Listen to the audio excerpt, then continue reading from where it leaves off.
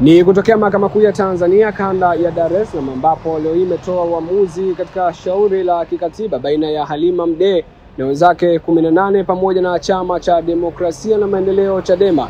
Uamuzi ambao umetolewa na Jaji Cyprian Mkeha, huku akikubaliana baadhi ya vitu vilivyofanyika ndani ya Chadema na vingine kukosoa. Nje ya viunga vya mahakama tumezungumza na baadhi ya mawakili kutueleza mengi zaidi. Nimeridhia kwamba kitendo walichokifanya kamati kuu ambao ilikuwa na mamlaka ya kuweza kusikiliza na kutoa maamuzi juu ya huo utovu wa nidhamu ilikuwa sahihi na iliwapa haki ya kuwasikiliza, na kwa hiyo kwa sababu wao hawakuja siku ya kikao hicho cha kinidhamu cha tarehe 27 mwezi wa 11 2020, basi wao wenyewe ndio walipoteza haki hiyo ya kuja kusikilizwa.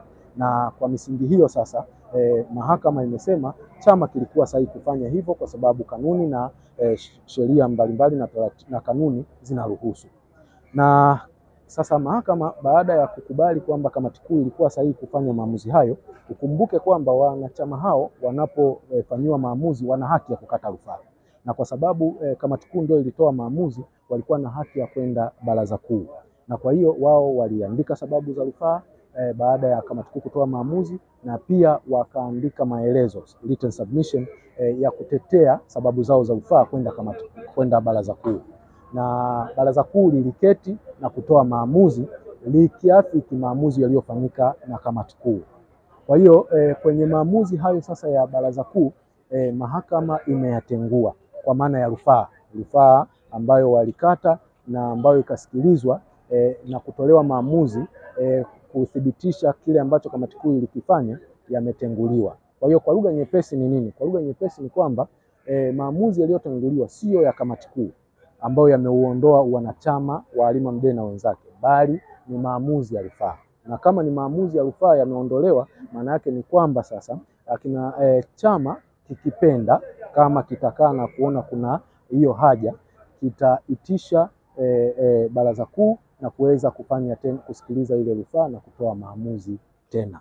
Na sababu kubwa ambayo imetajwa na mahakama ya kutengua maamuzi hayo ya baraza kuu na sio yale ya kamati kuu ambayo yametengua wanachama ni kwa sababu tu mahakama imesema wale wajumbe waliokuwa kwenye kamati kuu wapo ambao pia hao walishiriki kwenye baraza kuu. Kwa hiyo inaonekana kabisa kwenye zile haki asilia za kutenda haki, haiwezekani mtu ukawa kwenye kuamua kesi na ukawa kwenye rufaa.